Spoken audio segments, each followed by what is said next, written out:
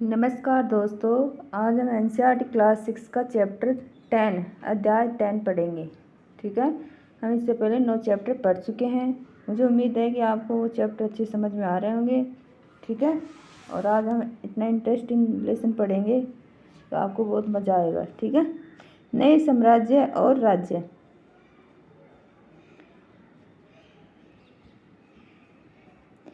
अरविंद राजा बना। अरविंद अपने स्कूल में खेले जाने और नाटक में राजा की भूमिका अदा करने के लिए चुना गया। उसने सोचा था कि वह शाही वेशभूषा में मूंछों पर ताव देते हुए रूप पहले कागज में लिपटी तलवार को शान से पकड़कर चहलकदमी करेगा। जरा सोचो, उसे कितनी हैरानी हुई जब उसे बताया गया कि उसे बैठकर वीणा भी बजानी होगी, कविता पाठ भी करना होगा। एक संगीतज्ञ राजा कौन हो सकता है? अरविंद सोचने लगा।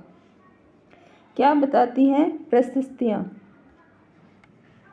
दरअसल अरविंद गुप्त वंश के प्रसिद्ध राजा समुद्रगुप्त की भूमिका अदा करने जा रहा था। समुद्रगुप्त के बारे में हमें इलाहाबाद में अशोक स्तंभ पर खुदे एक लंबे अभिलेख से पता चलता है कि इसकी रचना समुद्रगुप्त के दरबार में कवि मंत्री रहे हरिसेन द्वारा एक काव्य के रूप में की गई। मतलब समुद्रगुप्त के दरबार में कवि कौन रहता था? हरिसेन। यह एक विशेष किस्म का अभिलेख है जिसे प्रशस्ति कहते हैं। यह एक संस्कृत शब्द है जिसका अर्थ है प्रशंसा होता है। प्रशस्तियाँ लिखने का प्रचलन पहले भी था। वैसे तुमने अध्याय 9 में गौतमीपुत्र सातकर्णी की प्रशस्ति के बारे में पढ़ा, परंतु गुप्त काल में इनका महत्व और भी बढ़ गया। समुद्रगुप्त की प्रशस्ति। आओ देखें समुद्रगुप्त की प्रशस्ति हमें क्या बताती है। कवि ने इसमें राजा के योद्धा, युद्धों को जीतने वाले राजा, विद्वान तथा एक उत्कृष्ट कवि के रूप में भरपूर प्रशंसा की है। यहाँ तक कि उसे ईश्वर के बराबर बताया गया है। प्रशस्ति में लंबे लंबे वाक्य दिए गए हैं। यहाँ वैसे ही एक वाक्य का अंश दिया गया है। योद्धा समुद्रगुप्त, जिनका शरीर युद्ध मैदान में कुठारों, कुल्हाड़ियों, तीरों, भालों, वृक्षों, तलवारों, लोहे की गद्दाओं, नुकीले तीरों तथा अन्य सैकड़ों हथियारों से लगे घावों के दाग से भरे होने का अत्यंत सुंदर दिखता है। अगर तुम मानचित्र 7 को गौर से देखोगे तो पाओगे कि एक क्षेत्र को हरे रंग से रंगा गया है। तुम्हें पूर्वी समुद्र तट के साथ साथ एक क्रम में लाल बिंदु दिखेंगे। उसी तरह कुछ क्षेत्र बैंगनी और नीले रंग के भी मिलेंगे। यह मानचित्र इस प्रशस्ति में प्राप्त जानकारी के आधार पर बनाया गया है। हरिसेन 4 विभिन्न प्रकार के राजाओं और उनके प्रति समुद्रगुप्त की नीतियों का वर्णन करते हैं। वीणा बजाने वाला राजा समुद्रगुप्त के कुछ अन्य गुणों को सिक्कों पर दिखाया गया है। जैसे इस सिक्के में उन्हें वीणा बजाते हुए दिखाया गया है। देखो दोस्तों, वीणा बजाते हुए दिखाया गया है। ये देखो, ठीक है।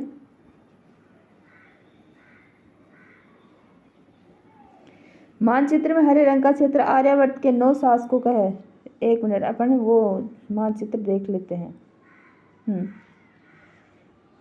देखो, ये सिंबल्स हैं। जो पिंक होगा वो आंतरिक राज्य हैं, जो ग्रीन है वो आर्यावर्त हैं, और जो थोड़ा हल्के ब्राउन है वो बाहरी राज्य हैं। तो देखो, ये जितने भी ये पिंक वाले क्या बताया गया है? आंतरिक राज्य। ये जितने भी हैं ये आंतरिक राज्य हैं, और ये और ये बाहरी राज्य हैं। और ग्रीन वाला, ये ग्रीन वाला आंतरिक राज्य। ठीक है,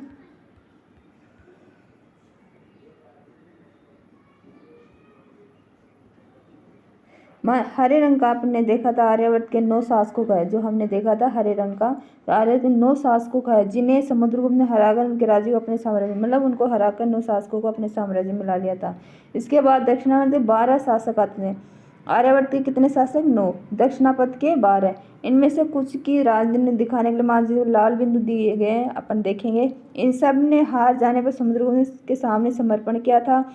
समुद्रगुप्त ने उन्हें फिर से शासन करने की अनुमति दे दी थी।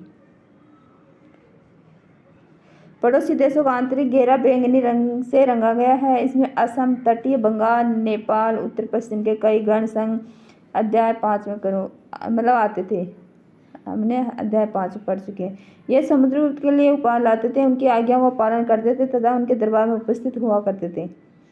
बाएं इलाके के शासक जिन्हें नीले रंग से रंगा गया है संभवतः कुषाण और शक वंश के थे। इनमें इसमें श्रीलंका के शासक भी थे। उन्होंने समुद्रगुप्त की अधीनता स्वीकार की, अपनी पुत्री का विवाह से, मतलब ये दर्शा रहे हैं कि समुद्रगुप्त की क्या क्या नीतियाँ थी पड़ोसी और आंतरिक राज्यों के साथ।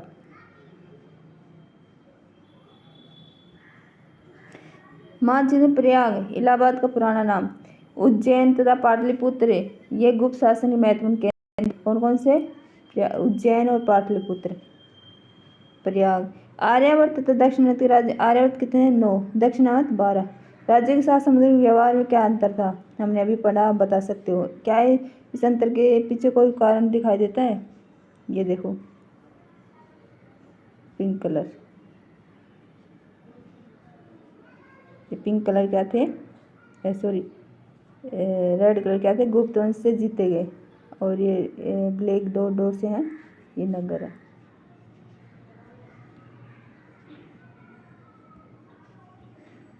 विक्रम संवत 58 ईसा पूर्व में प्रारंभ होने वाले विक्रम संवत को परंपरागत रूप से गुप्त राजा चंद्रगुप्त द्वितीय के नाम से जोड़ा जाता है और ऐसा कहा जाता है कि उन्होंने शकों पर विजय के प्रतीक के रूप में इस संवत की स्थापना की तथा विक्रमादित्य की उपाधि धारण की। वंशावलियाँ। अधिकांश प्रशस्तियाँ शासकीय पूर्वजों के बारे में बताती हैं। यह प्रशस्ति भी समुद्रगुप्त के प्रति पितामह यानी कि परदादा, दादा, पिता और माता के बारे में बताती हैं। उनकी माँ कुमार देवी लिच्छवी गण की थी और पिता चंद्रगुप्त गुप्त वंश के पहले शासक थे जिन्होंने महाराजाधिराज जैसी बड़ी उपाधि धारण की। समुद्रगुप्त ने भी यह उपाधि धारण की। उनके दादा और परदादा का महाराजा के रूप में उल्लेख है। इससे यह आभास मिलता है कि धीरे धीरे इस वंश का महत्व बढ़ता गया। इन उपाधियों को महत्व के हिसाब से सजाओ। राजा महाराजा धीराज महाराजा। समुद्रगुप्त के बारे में हमें उनके बाद के शासकों जैसे उनके बेटे चंद्रगुप्त द्वितीय की वंशावली पूर्वजों की सूची से भी जानकारी मिलती है। उनके बारे में अभिलेखों तथा सिक्कों से पता चलता है। उन्होंने पश्चिम भारत में सैन्य अभियान में अंतिम शक शासक को परास्त किया। बाद में ऐसा विश्वास किया जाने लगा कि उनका दरबार विद्वानों से भरा था। इनमें से कुछ के बारे में जानकारी अध्याय 11 में मिलेगी। हर्षवर्धन तथा हर्षरी। जिस तरह गुप्त वंश के शासकों के बारे में अभिलेखों सिक्कों से पता चलता है, उसी तरह कुछ अन्य शासकों के बारे में उनकी जीवनी से पता चलता है। ऐसे ही एक राजा हर्षवर्धन थे जिन्होंने करीब 14 साल पहले शासन किया था। उनके दरबारी कवि बाणभट्ट ने संस्कृत में उनकी जीवनी हर्षचरित लिखी। हर्षचरित किसने लिखी? बाणभट्ट। इसमें हर्षवर्धन की वंशावली देते हुए उनके राजा बनने तक का वर्णन है। चीनी तीर्थयात्री xuanzang जिनके बारे में तुमने अध्याय 9 में पढ़ा था, काफ़ी समय के लिए हर्ष के दरबार में रहे। उन्होंने वहाँ जो कुछ देखा उनका विस्तृत विवरण दिया गया है। हर्ष अपने पिता के सबसे बड़े बेटे नहीं थे, पर उनके पिता और बड़े भाई की मृत्यु हो जाने पर थानेसर के राजा बने। थानेसर हरियाणा, वर्तमान हरियाणा। उनके बहनों कन्नौज के शासक थे। जब बंगाल के शासक ने उन्हें मार डाला तो हर्ष ने कन्नौज को अपने अधीन कर लिया और बंगाल पर आक्रमण कर दिया। मगध तथा संभवतः बंगाल को भी जीतकर उन्हें पूर्व में जितनी सफलता मिली थी उतनी सफलता अन्य जगहों पर नहीं मिली। जब उन्होंने नर्मदा नदी को पार कर दक्कन की ओर आगे बढ़ने की कोशिश की तब चालुक्य नरेश पुलकेशिन द्वितीय ने उन्हें रोक दिया।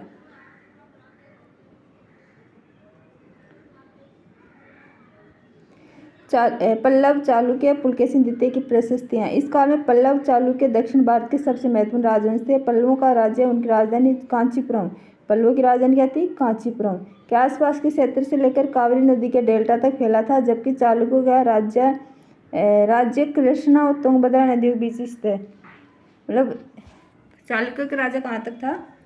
कृष्णा और तुंगभद्रा नदियों के बीच। चालुक्यों की राजधानी ऐहोल थी। पल्लवों की क्या थी? कांचीपुरम और चालुक्यों की ऐहोल। यह एक प्रमुख व्यापारिक केंद्र था।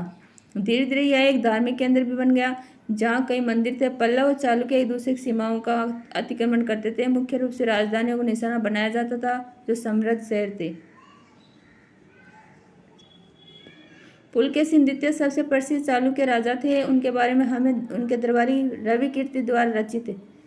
उनके दरबारी कवि कौन थे? रवि कीर्ति। इसमें से उनके पूर्वजों खास तौर से पिछली 4 पीढ़ियों के बारे में बताया गया है। पुलकेशिन द्वितीय को अपने चाचा से यह राज्य मिला था। रवि कीर्ति के अनुसार उन्होंने पूर्व तथा पश्चिम दोनों समुद्र तटीय इलाकों में अपने अभियान चलाए। इसके अतिरिक्त उन्होंने हर्ष को भी आगे बढ़ने से रोका। हर्ष का अर्थ है आनंद होता है, मतलब उसका हर्ष का एक शॉर्टकट नाम है, मतलब उसका मीनिंग, हर्ष का मीनिंग आनंद। कवि का कहना है कि इस पराजय के बाद हर्ष अब हर्ष नहीं रहा। पुलकेशिन द्वितीय ने पल्लव राजा के ऊपर भी आक्रमण किया, जिसे कांचीपुरम की दीवार के पीछे शरण लेनी पड़ी। इन चालुक्यों की विजय अल्पकालीन थी। लड़ाई से दोनों वंश दुर्लभ होते गए। पल्लव चालुक्यों को अंततः राष्ट्रकूट तथा चोल वंशों ने समाप्त कर दिया, जिनके बारे में तुम कक्षा 7 में पढ़ोगे। इन राज्यों का प्रशासन कैसे चलता था? पहले के राजाओं की तरह इन राजाओं के लिए भूमि कर सबसे महत्वपूर्ण बना रहा। प्रशासन की प्राथमिक इकाई गांव होते थे, लेकिन धीरे धीरे कई नए बदलाव आए। राजाओं ने आर्थिक, सामाजिक, राजनीतिक या सैन्य शक्ति रखने वाले लोगों का समर्थन जुटाने के लिए कई कदम उठाए। उदाहरण के पर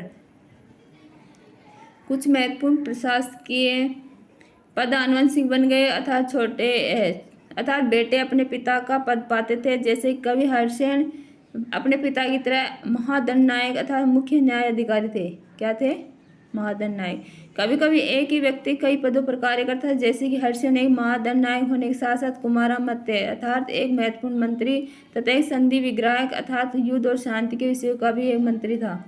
संभवतः वहाँ के स्थानीय प्रशासन में प्रमुख व्यक्तियों का बहुत बोलबाला था। इनमें नगर श्रेष्ठ यानी मुख्य बैंकर या शहर का व्यापारी, सारथवाह यानी व्यापारियों के काफिलों का नेता, प्रथम कुलिक अर्थात मुख्य शिल्पकार तथा कार्यस्थों यानी लिपिकों के प्रधान जैसे लोग होते थे। इस तरह की नीतियाँ कुछ हद तक प्रभावशाली होती थी, पर समय के साथ साथ इनमें कुछ व्यक्ति इतने अधिक शक्तिशाली हो जाते थे कि अपना स्वतंत्र राज्य स्थापित कर लेते थे।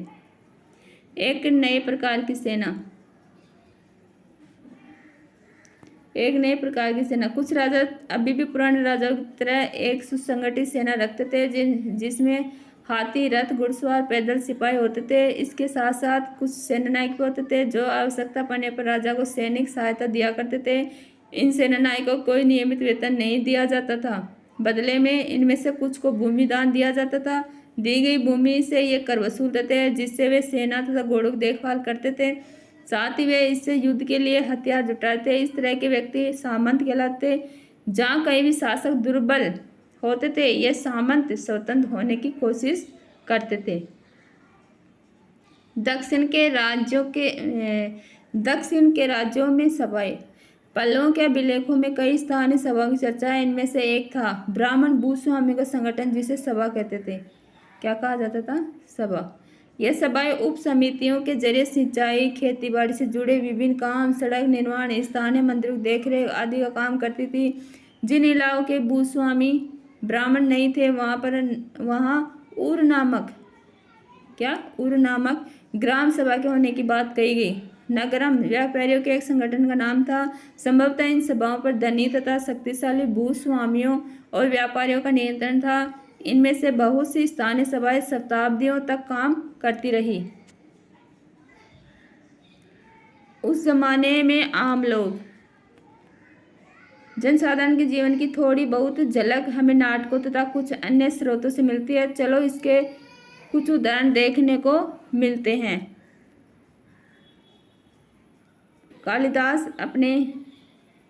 कालिदास अपने नाटकों में राज दरबार के जीवन के चित्रण के लिए प्रसिद्ध है। इन नाटकों में एक रोचक बात यह है कि राजा और अधिकांश ब्राह्मणों को संस्कृत बोलते हुए दिखाया गया है, जबकि अन्य लोग तथा महिलाएं प्राकृत बोलते हुए दिखाए गए हैं। उनका सबसे प्रसिद्ध नाटक अभिज्ञान शाकुंतलम। दुष्यंत नामक एक राजा और शकुंतला नाम की एक युवती प्रेम कहानी है। इस नाटक में एक गरीब मछुआरे के साथ राज कर्मचारियों के दुर्व्यवहार की बात कही गई है।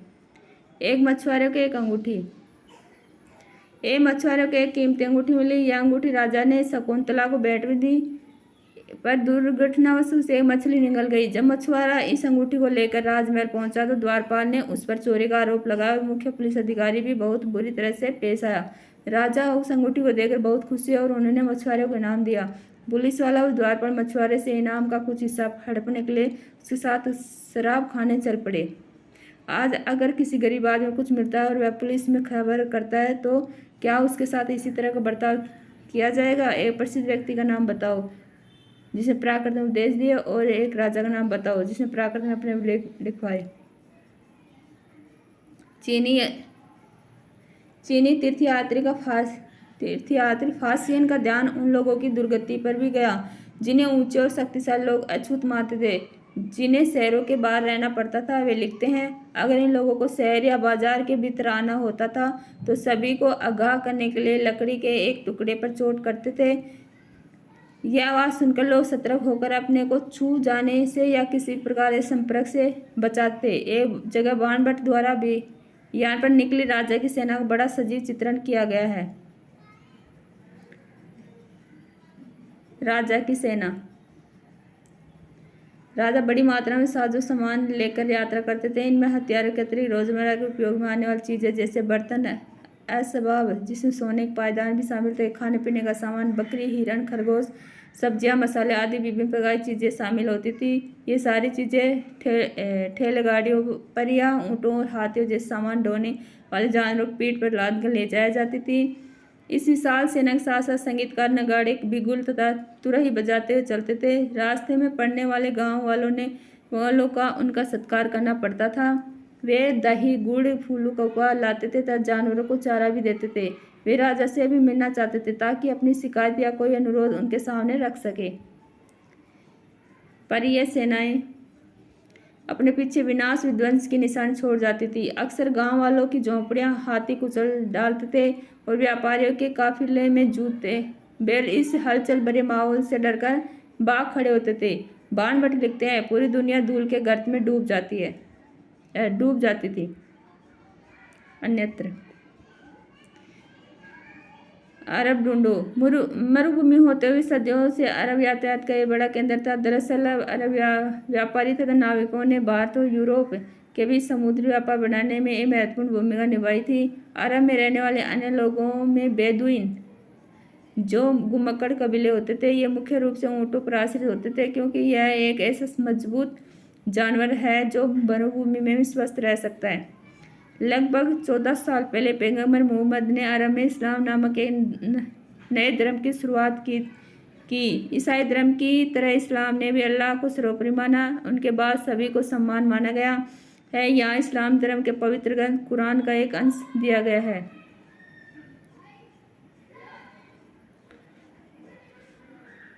मुसलमान स्त्रियों पुरुषों के लिए विश्वास रखने वाले, स्त्रियों पुरुषों के लिए भक्त, स्त्रियों पुरुषों के लिए सच्चे, स्त्रियों पुरुषों के लिए धैर्यवान, स्थिर मन के, स्त्रियों पुरुषों के लिए दान देने, स्त्रियों पुरुषों के लिए उपवास रखने, स्त्री पुरुषों के लिए अपनी पवित्रता बनाए रखने, स्त्री पुरुषों के लिए अल्लाह को हमेशा याद रखने, स्त्री पुरुषों के लिए अल्लाह ने इन सब के लिए समान पुरस्कार रखा है।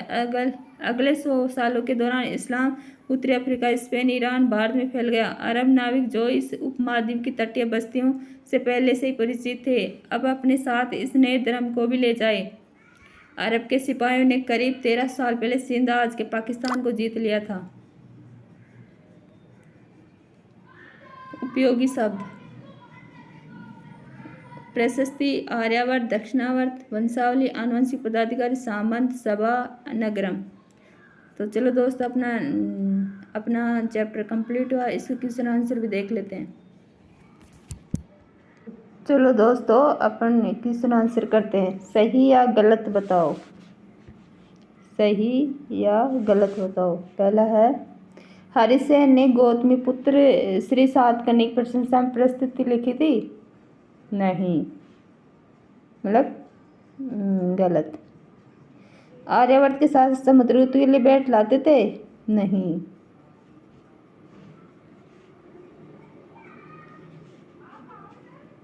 दक्षिणावर्त में 12 शासक थे। हाँ, सही। गुप्त शासकों के नियंत्रण में 2 महत्वपूर्ण केंद्र तक्षशिला और मदुरई थे। क्या सही है? थे क्या? नहीं, तक्षशिला और मदुरई थोड़ी थे, अलग थे। एहोल पल्लव की राजधानी थी। क्या थी? क्या? गलत। पल्लव की राजधानी कांचीपुरम थी। ये गलत। दक्षिण भारत में स्थानीय सभाएं सदियों तक काम करती रही। सही। नेक्स्ट क्वेश्चन है, ऐसे 3 लेखों के नाम बताओ जिन्होंने हर्षवर्धन के बारे में लिखा। तो बता सकते हो कौन कौन थे? बाणभट्ट थे, हेनसांग और रविकीर्ति, ऐसे 3 लेखकों के नाम जिन्होंने हर्षवर्धन की हिस्ट्री में लिखा। कौन कौन थे? बाणभट्ट, हेनसांग और रविकीर्ति। तीसरा है, इस युग में सैन्य संगठन में क्या बदलाव आए? क्या आए बता सकते हो? इसमें निम्नलिखित बदलाव है, जैसे राजा एक सुसंगठित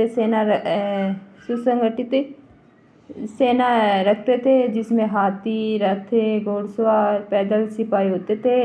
वे सेना नायक भी रखते थे, जो आवश्यकता पड़ने पर राजा को सैनिक सहायता दिया करते थे।